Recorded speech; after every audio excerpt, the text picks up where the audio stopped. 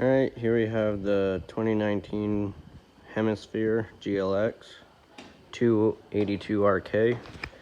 Up front is your front jack.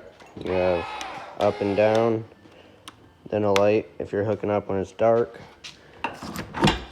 Your 7-way for your lights and brakes, your chains, and a cable right here is your breakaway. That's an emergency brake.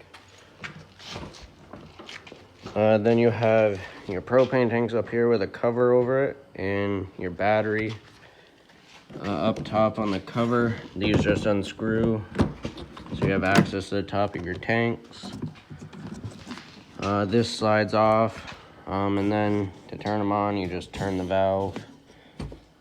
Then your regulator right here, you can turn it either way. There's a little arrow that tells you what tank is drawing from. When it's green like it is, that means there's gas going through, and then whatever one goes empty, it'll turn red. Moving down, you have a pass-through storage.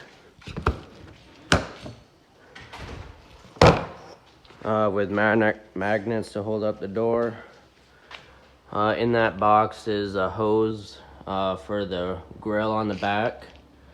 And on the left, you have a battery disconnect. So when you're not using it and you want to make sure the battery will stay charged or not have any draw on it, you can just turn this and it pulls out, and then just turn it like that and it's on. Moving down is your water heater. So this tab just pulls up and twists and the cover comes off. This is a gas and electric water heater. For the electric, the switch is right here. I just flip it on, and then you'll have electric. When you're getting ready to winterize it, there's valves on the back side. You'll turn those to bypass the tank. Then you have your pressure release valve here. You just pull that up and releases the pressure. Once you do that, then you can unscrew your plug right here. This is also an anno rod, so instead of the calcium eating away at the tank, it'll eat at that rod. And then it just kind of sits on these little posts right here. And then you just push it back and twist. Then you have your water connections right next to it. So you have a black tank flush. When you're emptying your tanks, you can hook your hose right here and it'll flush out your tank so it keeps it nice and clean. Then you have your freshwater connection, so that's where you would fill up your freshwater tank. That's portable water, so when you're traveling and you need a stop, you'll have water on board, or if you're dry camping or going to a state park, you'll have water. Then you have your city water connection when you're at a campsite, and they have water hookups. You hook your hose directly here, and you'll have water to everything. Just make sure you have the brass fitting. It's a water pressure regulator. Just maintains the pressure of the water so your lines don't blow out, or at campgrounds, because there's a lot of people there, it'll make sure that you have the proper pressure. Above the water connections is the outside shower. Just unlock it like that, and you have hot and cold water here. So if you need to rinse stuff off, or if you have greasy pans or dishes, you can wash them outside. Then below is one of your sewer outlets, and it's labeled up here. So on the left is your black tank, which is your toilet water, and the valves just pull out like that and then close. Then you have your gray tank next to it, which is your sink and shower water. On this cap right here, it just twists off. There was water in it from when we tested it, so there's no leaks. And again, same with that, it just pulls out. Usually you dump the black tank first. Once that's empty, you close it, then open the gray tank to flush out your pipes, so it keeps it nice and clean. Then you have your slide room here, so that's your living room and dinette slide. Make your way around to the back. On the back right here, this is where your power cord hooks up. So this little lock right here just twists on and off. When you're hooking up, you want to make sure that you have that twisted on so it keeps it locked in, so if for some reason it got loose, it wouldn't come out and you wouldn't have a surge in your camper. So that just kind of goes on there. Then you give it a twist to lock it onto the prongs, and then just twist that on. This is a 30 amp service, so it says it right there. So when you're at a campsite, make sure you get that 30 amp hookup. When you're at home, you can plug into an extension, plug into an adapter to plug into an extension cord or your outlet at home. Get your fridge cold before your trip or keep your battery charged. Just make sure you don't run your AC if you're plugged in at home unless you have that 30 amp outlet. A lot of people mistake that for a washer and dryer, but that is 220. This is a 110 service.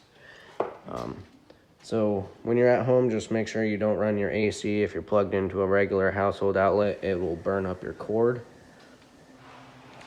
Then in the back, you have your spare tire. Next to that is the grill, and that just swings open. It has a little lock pin right there, so when you're traveling, it'll keep it closed. Then this panel right here is the back of the fridge. That's just where we service it. It's where the pilot for it is and where it plugs in. If you wash it, or if it's a heavy rainstorm and water gets in there, gets the outlet wet, it's GFI protected, so it'll trip your outlets, trip your main GFI. All you have to do is just unplug that, let it dry a little bit, and then reset the GFI. Then to the right is the exhaust for the furnace. Just make sure nothing's in the way of that, or you don't touch it while in use, because this right here will get pretty hot. And it even says it right here, do not block the opening. It's hot. Then you have your park cable and satellite, so that just pops open and you can screw in your cable right there. Up there, that is the vent for the stovetop. So the little cover inside, that just snaps closed and pop it open. When you're traveling, make sure that's snapped in. And then when you get to your site or wherever you are, if you're planning on using the vent in the stove, just pop that open, and then it will vent out. Keep that closed while traveling again, so no water or debris gets inside. Then up there, this is pre-wired for a Furion backup camera. So if you want to get one, it's pretty simple to do. You could do it yourself. That just unscrews, and then you plug in. There's already a plug-in up there, so you just plug in the camera and then screw it on. That is wired directly to the lights, the marker lights.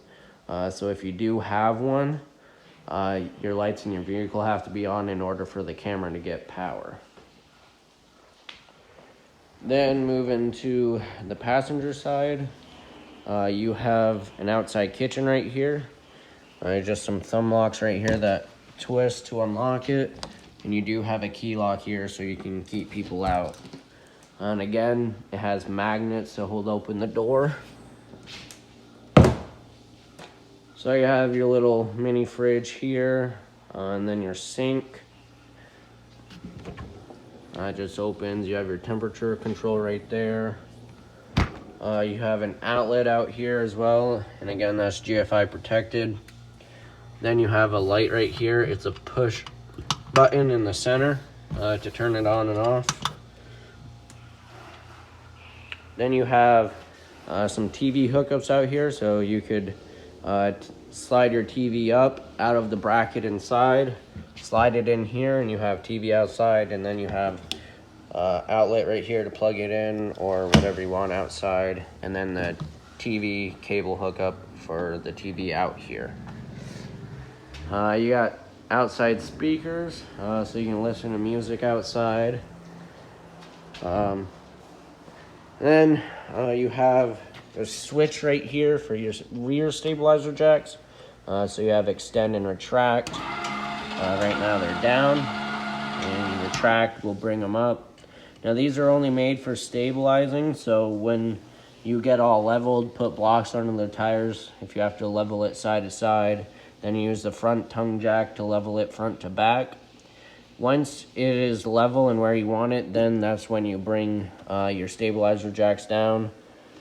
So once they hit the ground, or if you have blocks under them, once they touch the ground, you'll see it lift up a little bit, and I'll show you that. And you also hear it winding a little bit, like it's loss of power or whatever. Let off the button, or else it could cause the jacks to bend. But you'll see the camper lift up a little bit. Once you see that, let off the button. Then you have a quick connect for LP right here for your grill. So this is where you hook up your hose. It's just like an air hose. You push the coupler back, insert your hose, and then let go, and it's locked. And then your valve right here, open it up like that, and then you'll have gas, and that draws right from the tanks up front. A little dust cap right here, and that just goes right in there. All right, moving towards this up front. Other side of the pass-through storage. You have some lights up here, so you have a light for inside. Again, that's a push button in the center, and then a switch for lights up front. Nice LEDs. Then you have a crank right here. That is for your stabilizer jack. So if your battery goes dead, or if you can't get power to it, or if a fuse blows and you don't have one on hand, you just go to the opposite side of the switch, and you can crank up and down the jacks. Here's a switch for the front jacks, and this is pre-wired for solar charging. Just plugs in right there, so if you are dry camping, you can get a solar panel and keep your battery nice and charged. That's everything outside, so we'll move inside now.